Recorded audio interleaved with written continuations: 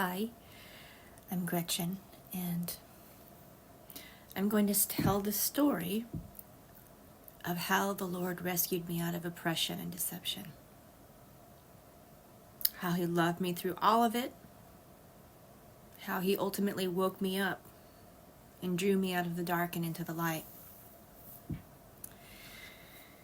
But before I go into the details, I just want to say something to others who have grown up in any kind of oppression or religious deception.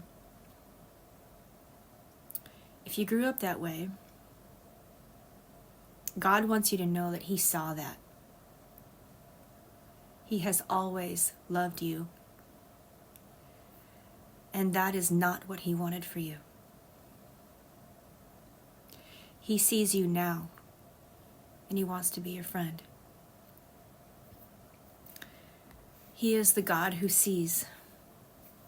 Like Hagar said when she encountered the angel of the Lord, "You are the God who sees." He's also the God who loves.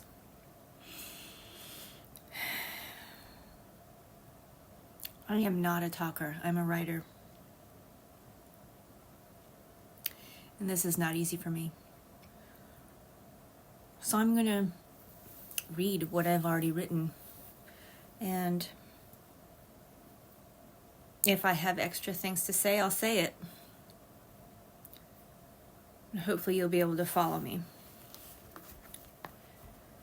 A.W. Tozer once wrote this. He said, "A true follower of Christ will not ask, if I embrace this truth, what will it cost me? Rather, he will say, this is truth. God, help me to walk in it, let come what may." I must have been 5 or 6 years old. I was at my little friend's house across the street from where I lived. "You're going to die in Armageddon," I told her, in cruel childish innocence. My friend's father happened to overhear my statement, and he said, "Jesus loves everybody. You'd better go home now." This is a really old memory, and I don't know if I've got all the words right or whatever, but I do remember the feeling of confusion and rejection that I felt, brought on by my neighbor's reaction to my foolishness. I couldn't understand at that time that I'd been taught regrettable religious lies by my family, who loved me dearly and who themselves had been brought up with the same lies. I was raised as a Jehovah's Witness. My parents, grandparents, and great-grandparents had all been Jehovah's Witnesses. It was all I knew for 46 years of my life until during the recent pandemic lockdowns, I finally woke up. My mother taught me about Jehovah God from a dark red book called You Can Live Forever in Paradise on Earth. I loved that book, especially the illustrations. It had bright, multicolored paintings of the new system, as we called it then. I wanted with all my heart to be there in paradise, with the lions and the elephants. And I loved Jehovah, who promised that everyone who obeyed him by being part of his organization would get to live there. Jehovah's Witnesses put enormous emphasis on evangelism. From the time I was a small child, I went from the house to house and door to door. That was the lyrics of a song that we used to sing. Distributing Watchtower and Awake magazines, brochures, and books.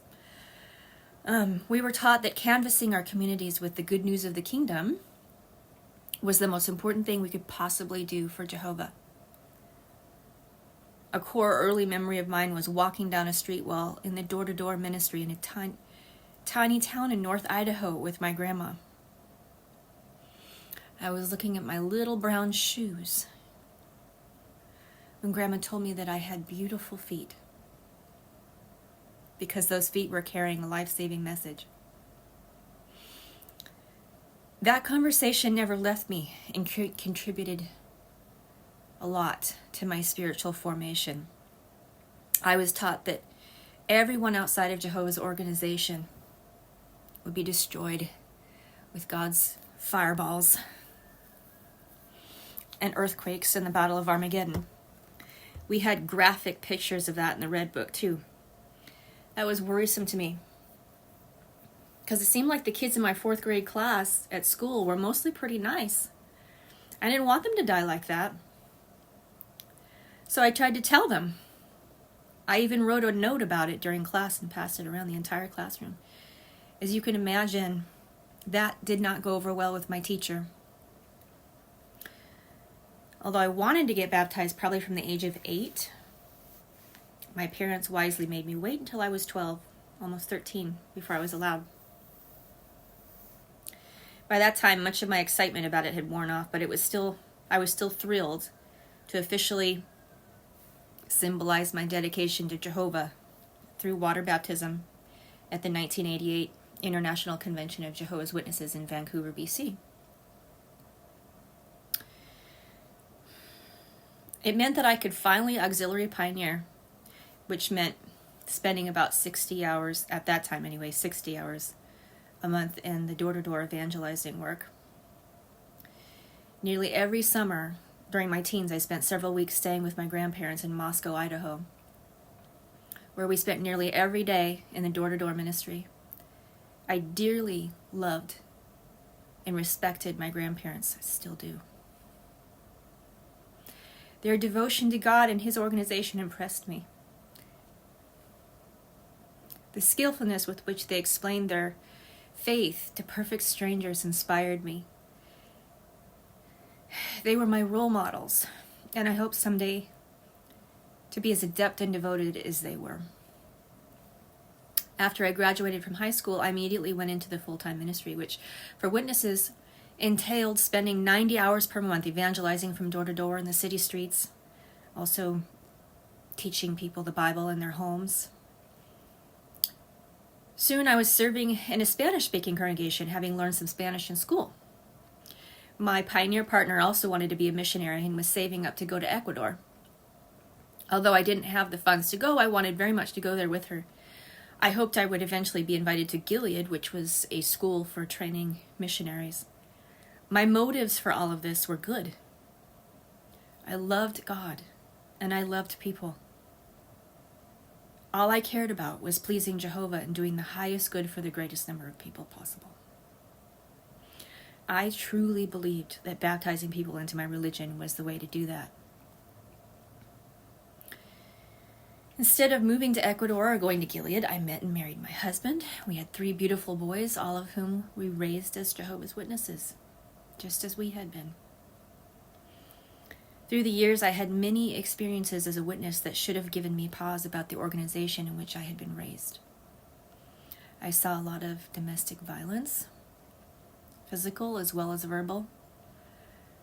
I heard about a case of child molestation at the hands of a witness man. I had a lot of severely depressed friends, heard about suicides, and I went through several of my own nervous breakdowns. All was not well in our spiritual paradise, as we were taught to conceive of our organization. But even so, I could not conceive of ever leaving it. In my mind, there was absolutely no way that the truth was not really the truth.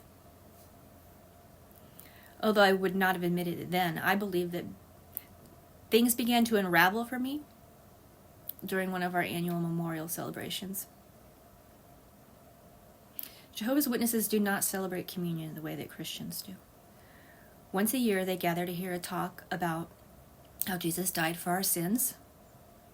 During that talk, we're reminded that since only 144,000 anointed followers of Christ will go to heaven, that most of us will not need to drink the wine or eat the bread. They call them the emblems. Only the anointed get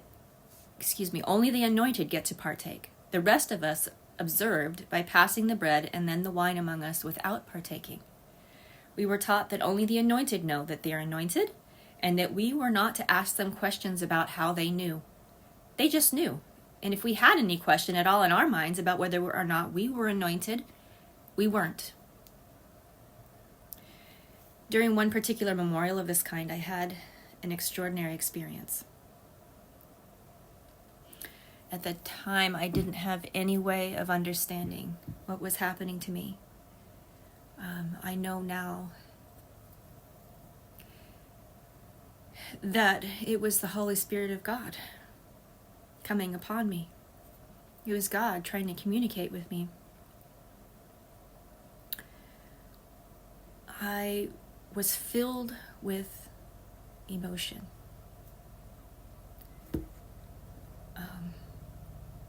I didn't know how to explain it then. It was just love, and well, I know what it is now, but it was just so overwhelming. It was a lot like what happened to me when I was a little girl, the first time I encountered God. But I was right there at the memorial of Jehovah's Witnesses, and embarrassingly, I could not hold back my tears. I was just flooded with God. And I was having visions of being in heaven with Jesus, which I was not supposed to believe I could ever experience. It terrified me so much that I actually told God that if I was not really of the anointed, that I wanted him to take away the feelings. He did. So I assumed that I had merely had a psychotic break and that I should try to go back to normal. However, over the years, I could not forget what happened to me. I grew increasingly interested in finding out from other anointed ones what kind of experiences they had had. I also grew increasingly impatient with some of the attitudes I observed towards witnesses who claimed to be anointed. Instead of believing them, they were being accused of being mentally ill. We were told that it's very, very unlikely for us to have that type of experience, and that if we did, maybe there's something wrong with us. Well, I dreaded that happening to me. I didn't want anybody to know that I'd had this experience. I didn't want anybody to think I was mentally ill, especially because I've already had bouts of depression. And I knew that if I claimed to be anointed, it would probably be blamed on that. So year after year, I would pass that bread and wine like everyone else, all the time wondering if it was wrong to reject it. The only other time in my life that I remember feeling the way I had at that memorial was when I was a little child. It must have been during the time my mother had studied the Red Book with me. I was just becoming aware of God and learning to pray for real. Not the recited prayers that I was taught when I was really little. I just remember standing in my bedroom and suddenly being flooded with the presence of God. All I could think of was that I wanted him to hold me in his arms and never let go. Just wanted to crawl in his lap and stay there forever. I thank God for that experience and for the one I had at the memorial, because that eventually played a role in me coming back to him. Unlike a lot of people who've been raised as witnesses, I knew there was more. I'd already experienced it. I knew what it felt like to be in the presence of God. Shortly before the recent pandemic, I probably sometime in 2018 or 2019, I asked God to let me feel that way again, to feel his presence. Because with the exception of my experience during the memorial, it had been decades since I had felt that way. I prayed, but I didn't feel that presence. He answered that prayer, but not in the way I expected. What I didn't know was that in order to get that back, I needed to come out of my beloved religion. The organization of my childhood was simpler than it is now. There was no JW Broadcasting, jw.org, no digital Bibles or publications, no music videos. We just had our Bibles and our magazines. We had our meetings where my piano teacher played piano to accompany our singing of the kingdom melodies. But in 2014, everything began to change. Everything went digital, and our governing body members, overnight, became celebrities after the launch of JW Broadcasting. I wanted to like this. I wanted to appreciate it, but something felt wrong. Something about it felt fake. After several years, I got used to the new digital format.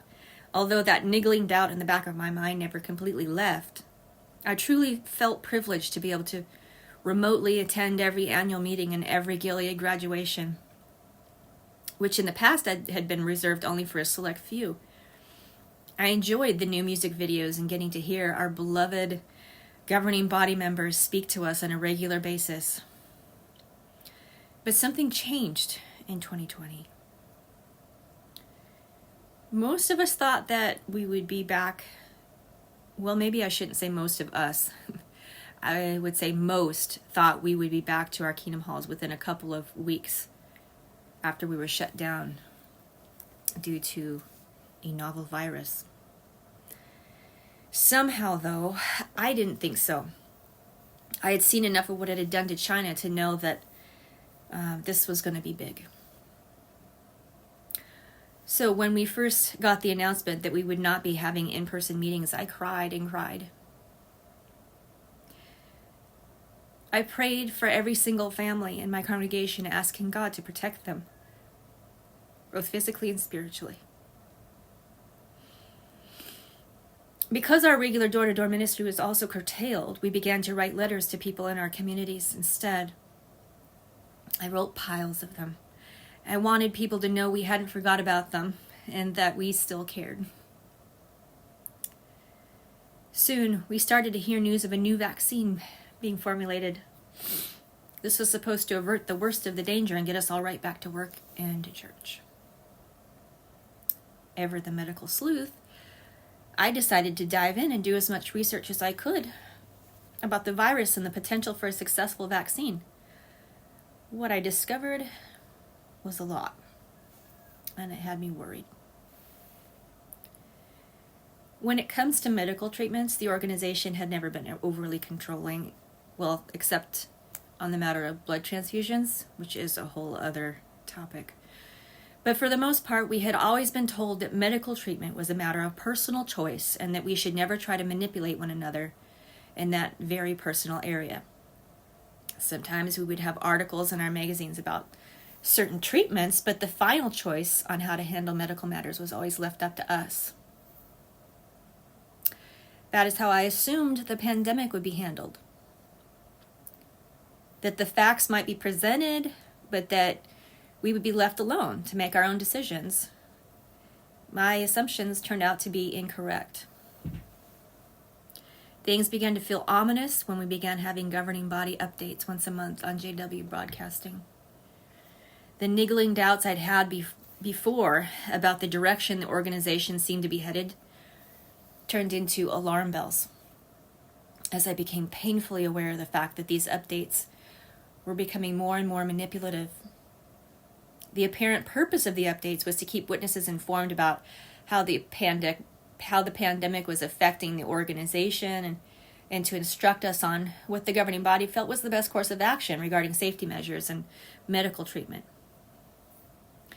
This seemed to me like a radical departure from their normal stance on most types of medical decisions.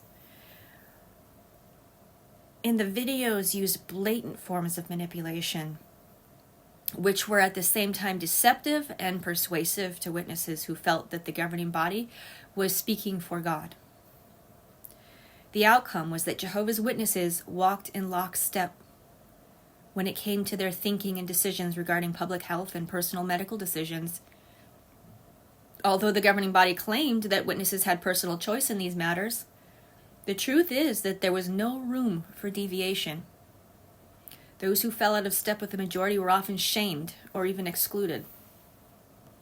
We were made to feel that if we didn't fall in line with everything the governing body said, we were rebelling against God himself.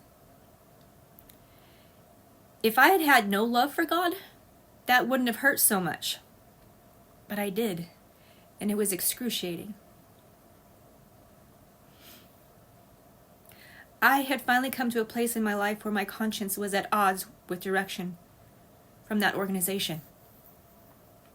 The problem was I had always been taught that those men were the only ones in the world who had a direct line of communication to God, and that to disobey them was to disobey God. How, after having that drilled into my mind for a lifetime, was I supposed to deal with the fact that these supposedly godly men seemed to be manipulating in a way that was harming the people I loved the most? Because of what I was seeing in the organization, I decided to engage in an act of rebellion. Though we were forbidden to look outside the organization for information on the Bible, or, well, and especially on the organization itself, I did it. I read a book written by an ex-governing body member named Raymond Franz, who was kicked out of the organization in 1980 for holding a different opinion on certain theological matters. His book, Crisis of Conscience, is sort of a rite of passage for JWs. Well, not JWs, for ex-JWs. Once you read Franz, for a lot of people there's no going back. All is revealed. Pandora's box is opened. You've taken the red pill. Imagine dealing with the psychological pain of what I just described, and at the same time being hit with the most painful disease you've ever faced. Right after I read Crisis of Conscience in the autumn of 2021, I came down with a severe case of COVID-19.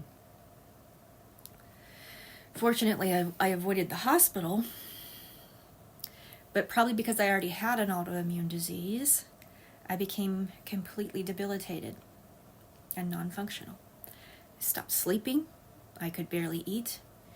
I endured excruciating stomach pain and all over body pain for many, many months. Probably the most painful aspect of the illness was that it caused severe depression and brain fog. I would have bouts of horrible physical pain and suicidal mental anguish. The level of suffering was utterly demonic. But it was through this suffering that I began to wake up to a greater spiritual reality.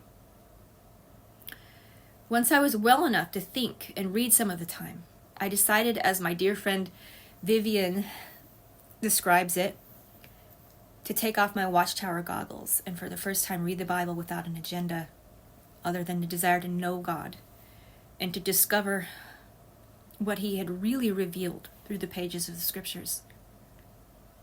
It didn't take long for me to realize that there really didn't seem to be any scriptural basis for many of the doctrines I'd been taught. Even so, I had a lot of fear. I wondered if maybe I really was just a rebellious apostate. Maybe I was wrong and the organization was right. One day I took a walk and had a little talk with God. I very insistently told him that if I was wrong about the organization, I needed him to show me now, and I mean now. I told him that if I was wrong, that I was maybe making the biggest mistake of my life, and I didn't want to do that. As soon as I got home, I decided to do my daily Bible reading. I wasn't doing it to find any answers. It was my habit to read every day. So I opened up the Bible where I had my ribbon, 2 Corinthians 11. When I came to verse 3, I started to suspect I was having a supernatural encounter. By the time I came to verses 13 to 15, I knew I had my answer. I had received what a lot of people call a rhema word from God. Though at the time I had no vocabulary to describe it. Here are the verses I read which spoke to my heart. But I am afraid that as the serpent deceived Eve by his cunning, your thoughts will be led astray from pure and sincere devotion to Christ. For if someone comes and proclaims another Jesus than the one we proclaimed, or if you just receive a different spirit from the one you received, or if you accept a different gospel from the one you accepted, you put up with it readily enough. For such men are false apostles, deceitful workmen, disguising themselves as apostles of Christ. And no wonder, for even Satan disguises himself as an angel of light. So it's no surprise if his servants also disguise themselves as servants of righteousness. Their end will correspond to their deeds. For you gladly bear with fools, being wise yourselves, for you bear it if someone makes slaves of you, or devours you, or takes advantage of you, or puts on airs, or strikes you in the face. All at once, I understood the implications of the word I had just received. The governing body of Jehovah's Witnesses were false apostles. They were disguising themselves as angels of light. I began to cry my heart out. My whole world, my whole belief system had come crashing down. And I knew that eventually I was going to lose everything, including my parents, my friends, and my reputation. It was even possible that I could lose my marriage and my children, though I'm happy to report that has not happened, and I hope it never will. Through my studies, I clearly saw that all true Christians, not just the 144,000 anointed ones, are born again and would all see Christ and be with him forever. I eventually understood that Jesus is Lord and God, and that I could actually talk to him, not just through him. I understood that the Father was my Abba Father, and I was his daughter. What joy to realize that Jesus really had been calling me all those years ago at the memorial. He really had been trying to get my attention, and I had told him no. I told my Lord no because of a man-made religion. Still hurts my heart to think that I did that.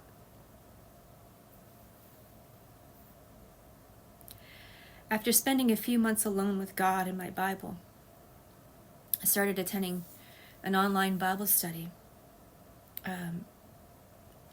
by David and Vivian Aspinall, who are ex-Jehovah's Witness couple who have made it their mission to reach out and help people who've been hurt by the Watchtower organization. I started to take communion at home while in Zoom meetings with those friends. It gave me such peace and joy. But at the same time, I was horribly conflicted about my relationship with my family, most of whom are Jehovah's Witnesses.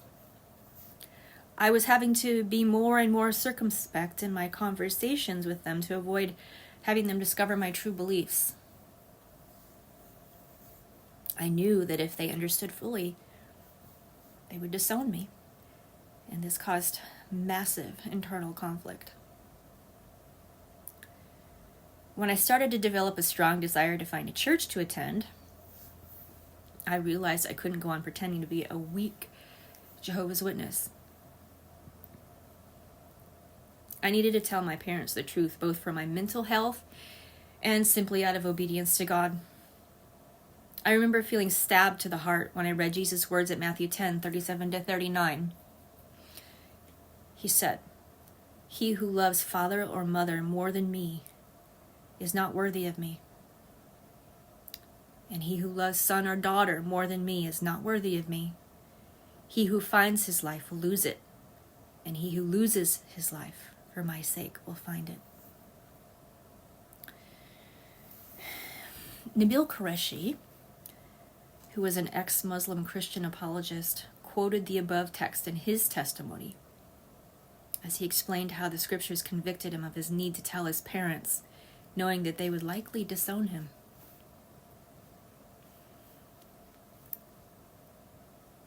The religion of Jehovah's Witnesses is similar to Islam in some ways. Muslims living in countries governed by strict Islamic regimes risk their actual lives by leaving Islam. Nabil was an American Muslim, which fortunately exempted him from that risk, but he knew that he could lose his family. JWs also risk losing all of their family and friends, especially if their families have been in the organization for several generations, as mine had.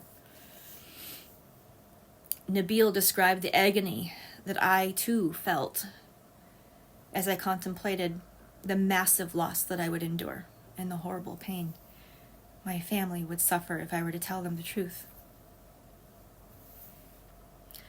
And as I listened to his story, I knew that in spite of what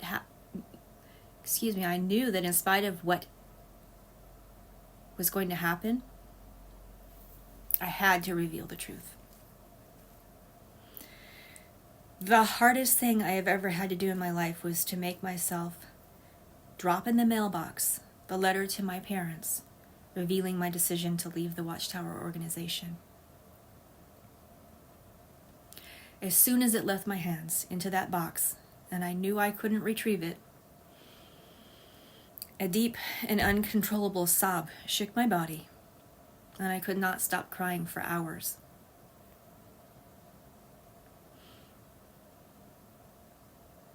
It was like having a limb torn off.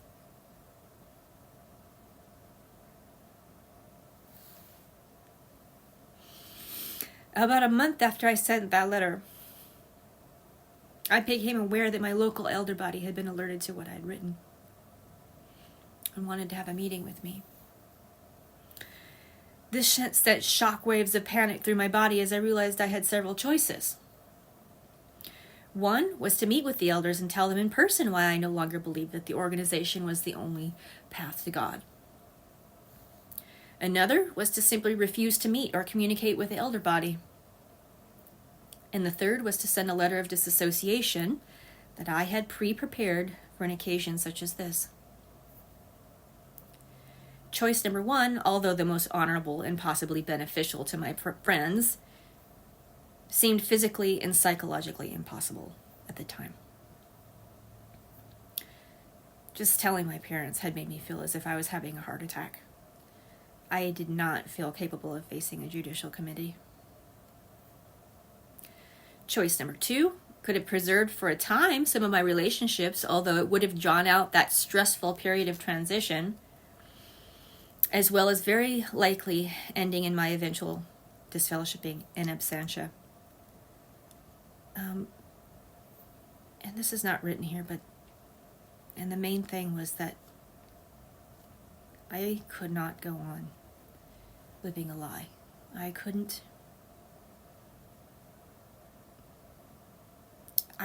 keep up the charade. I just have to live authentically, and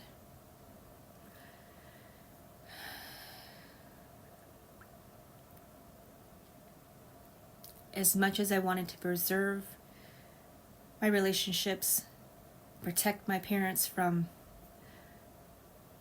the great pain I knew that they were going to feel if they found out,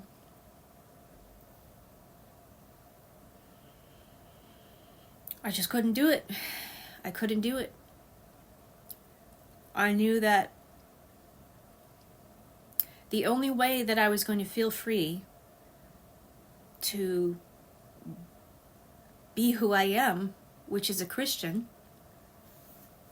and to meet with other Christians, and to speak out as a Christian, was to tell the truth, sever the ties. So I did it. I just wanted that freedom. So eventually I sent that disassociation letter. An announcement was made.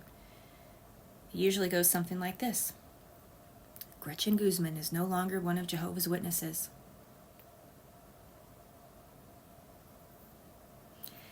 It's the exact same announcement that's made when a JW is kicked out of the organization for committing adultery or molesting a child or for any number of other heinous acts. When that announcement is made, no one is ever informed as to the reasons for it. Friends who don't already understand the situation are left wondering, what in the world happened? Was I an adulteress, an alcoholic, an abuser? Who would know? There is no honorable way to leave the organization of Jehovah's Witnesses. You can slink away trying to remain unnoticed while telling white lie after white lie about why you're slowing down in your meeting attendance, all the time avoiding talking about the truth that is burning in your breast. Or you can tell that truth and get the disgraceful public announcement. The freedom was amazing. I remember walking through the grocery store parking lot, looking at every single person coming out of the grocery store with new eyes. These were beautiful, valuable people. They weren't other. They were human, just like me. I loved them, although I knew nothing about them. You truly don't realize the extent of the psychological and social damage a high control group can do until you leave one and the damage starts to heal. So, the first Sunday evening I walked into a church, a local Calvary chapel called Revival Church. It was like stepping through a wall of fire. I had been taught from the time I could remember that Christendom was the greatest evil in the world because they were misrepresenting Jehovah and had introduced idolatry into their worship. Although I no longer believed those lies, I had a visceral panic reaction to that place. My mind was in a fog and my body was in a cold sweat. Fortunately, a kind man saw that I was new and came up to talk to me. As soon as he discovered a little of my history, he took my hand and prayed for me. This was new.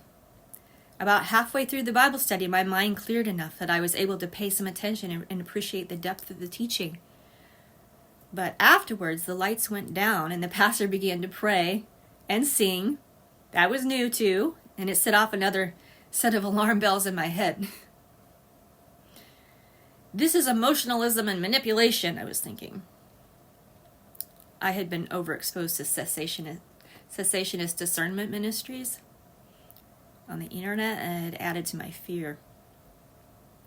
But in spite of that, I found myself enjoying the music and prayers. After the service, I found the man I had earlier spoken to on the phone about this church. He took my hand and prayed for me too. And then he took me to meet the pastor. The more we talked, the more I shook. It was overwhelming to be able to speak so freely to a religious authority. It was strange to see him in t-shirts and jeans instead of a suit and tie. But I liked him. I was already very familiar with his teaching because of having watched his live streams on the internet. I knew he loved God and that he loved the Word, and that was enough for me. My introduction to church life was bumpy. Past indoctrination had left me unbelievably fearful. There were so many triggers. The big cross above the stage, the worship band, oh my goodness, drums, contemporary worship music, casual clothing in church, unfamiliar doctrines. It was all really strange and uncomfortable. At one point, I went weeks without attending because I would get so triggered. But that felt wrong. I didn't like being isolated without any friends or family to lean on.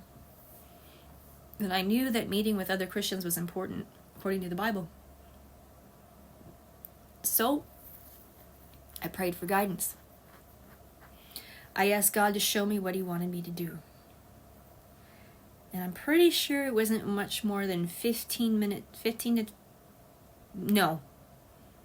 probably 5 to 10 minutes later, after I said that prayer, that my friend from church, the older man that had prayed for me there, showed up at my house unexpectedly. How could I deny that was an answer from God? So I started going to that church the very next day, regularly, and I made arrangements to be water baptized, which took place a couple of weeks later on May 14th, 2023. That was the day that I declared in front of the entire church that Jesus Christ is my Lord and Savior. There is a lot more to tell, but I'm just going to leave it at that for now. But what I want to say is that if you are in a high control religious group or in any other negative situation, feeling lost, there is hope in Jesus Christ. Call out to Him. Ask Him to show you the truth. If you do, I know He will.